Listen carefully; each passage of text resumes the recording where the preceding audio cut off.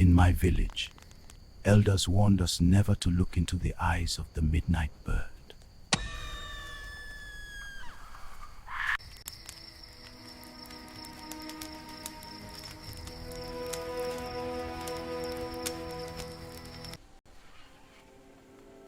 Our village was peaceful, but peace has rules, and rules have reasons.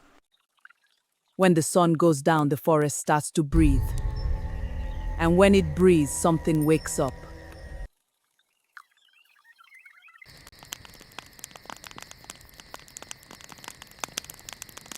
Quickly, go inside.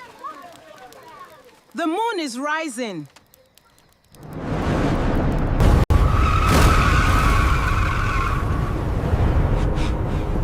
What kind of bird is that?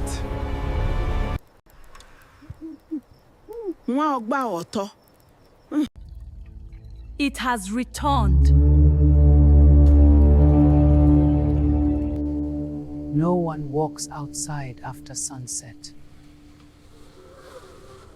No one answers voices from the forest.